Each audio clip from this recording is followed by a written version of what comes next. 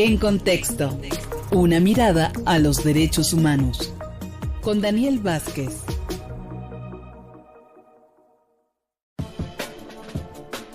Daniel Vázquez, qué gusto saludarte. Buenas tardes, ¿cómo estás?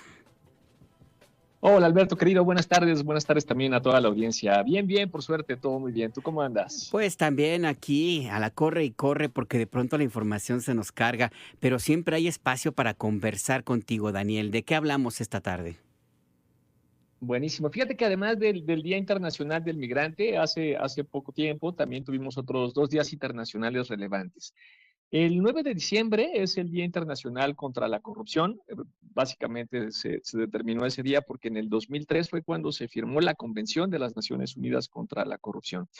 Y el INEGI aprovechó para dar algunos datos sobre la corrupción en México. Por ejemplo, nos indicó que en el primer semestre del 2025, el 9% de las personas que residen en áreas urbanas y que realizaron algún trámite gubernamental, pues fue víctima de corrupción, el 9%.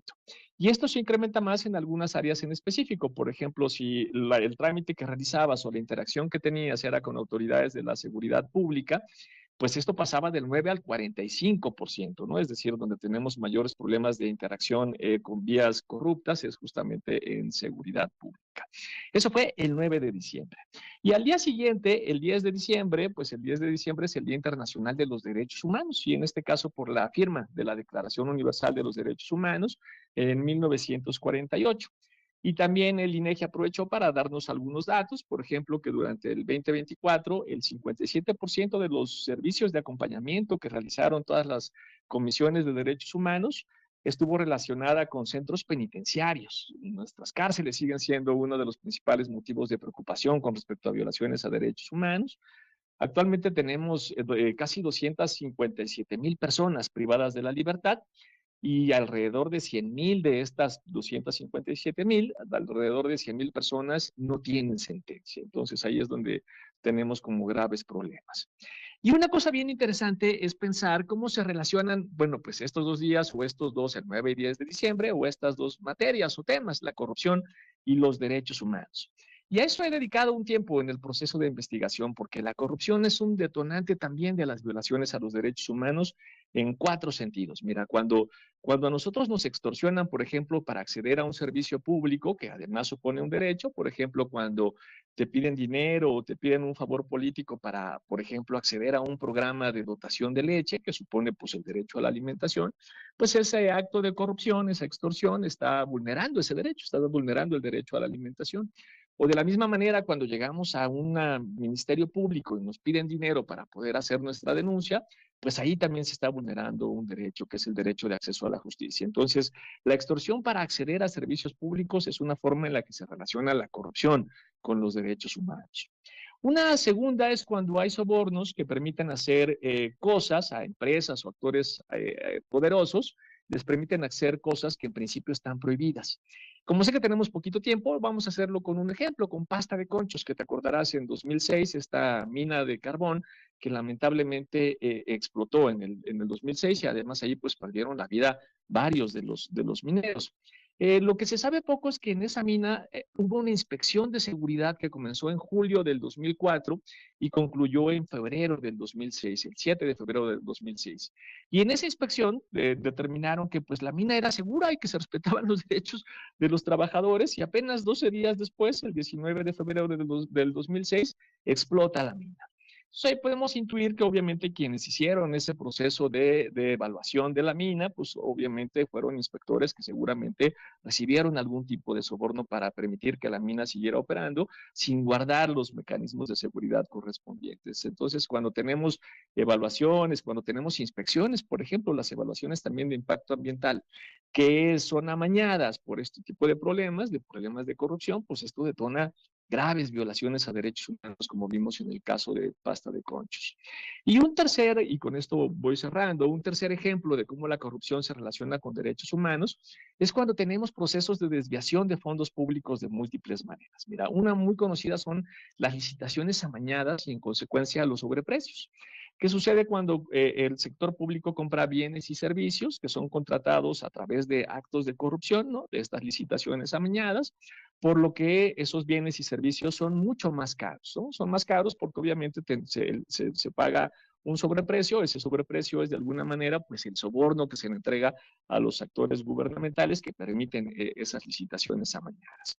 Y uno podría preguntarse, ¿qué tan grande es ese sobreprecio? ¿Cuánto supone para el presupuesto público?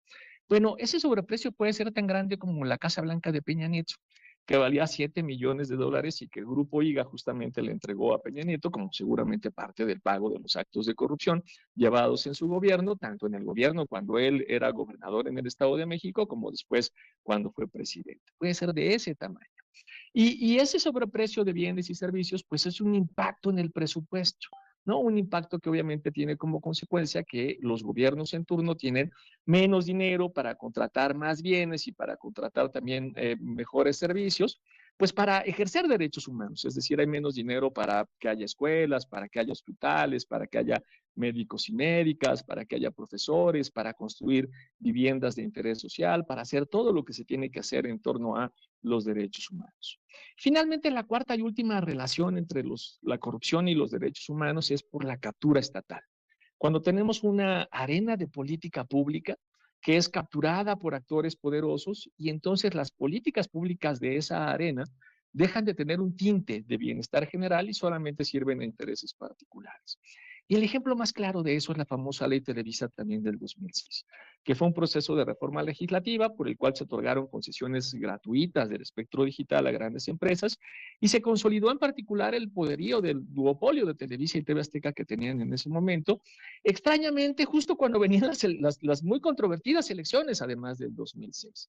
Y entonces ahí lo que tiene como consecuencia ese acto de corrupción es obviamente que impacta en esa arena, en este caso en la arena de medios de comunicación, y los derechos que ahí se ven vulnerados, pues es el derecho a la información y a la libertad de expresión, ¿no? Por ese acto de corrupción, por esa captura estatal.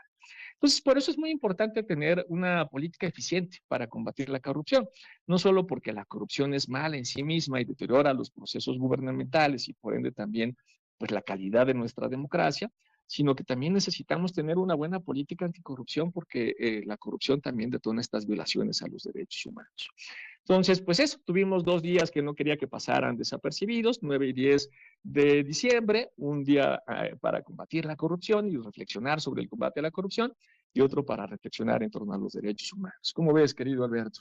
Las palabras definen, Daniel Vázquez, porque el referirnos de la manera correcta a ciertas acciones, actitudes, inclusive a personas, ayuda a darle la dimensión que requiere y en algún momento podría también ayudar a no normalizar acciones como en este caso la corrupción, porque la corrupción en México en muchos casos se ve como parte de la cuota que tienes que pagar, que parte de la vida cotidiana, o inclusive se ve como algo ajeno. Pero si logramos a través de las palabras como las que tú nos ofreces, Daniel Vázquez, unir el hecho de que la corrupción no es folclor, es un abuso, una violación a los derechos humanos y por lo tanto es cercano, creo que puede ayudar a cambiar esa idea de ver a este asunto como algo normal, creo yo, Daniel. Sí, totalmente. Tenemos mucho todavía por hacer por delante, porque además nuestros mecanismos anticorrupción tienen que mirar ese espectro tan complicado, es decir, tienen que llegar a la ciudadanía, ¿no? Como dices, para no normalizar esto, para dejar claros cuáles son los derechos que tenemos, para atajar de alguna manera esta dinámica de la corrupción. Tiene que llegar además a actores gubernamentales pues muy dispersos. Pensemos, como decía hace un rato, ¿no? En las policías municipales, que es donde tenemos los principales procesos de corrupción, ¿no? En los servidores públicos de las ventanillas, etcétera, etcétera. Pero también tiene que llegar a los actores más poderosos, ¿no? Y actores gubernamentales, como pueden ser algunos gobernadores, algunos secretarios de Estado. Entonces tiene que llegar a esos actores más poderosos y también a poderes fácticos muy poderosos, como veíamos estas grandes empresas que también hay que decirlo, detonan estos procesos de corrupción. Entonces es muy difícil atajar. Ahora, si me preguntas por dónde tendríamos que comenzar, sin duda por los actores más poderosos, ¿no? Ahí es donde tenemos el mayor desafío de combate a la corrupción.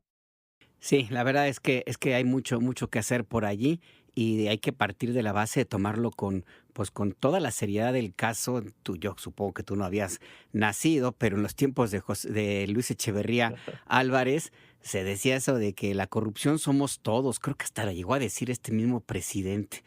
Pero bueno, pues parte de lo que tenemos que cambiar y que nos ayuda mucho a escucharte, Daniel Vázquez. Muchas gracias. Muchísimas gracias por el espacio, un abrazo y nos escuchamos en 2 semanitas. Claro que sí, pues si son 2 semanas, te deseo muchas felicidades en este fin de año, en Navidades, y te mando un abrazo fuerte. Otro abrazo muy grande para todos de regreso. Gracias. Hasta pronto, Daniel Vázquez.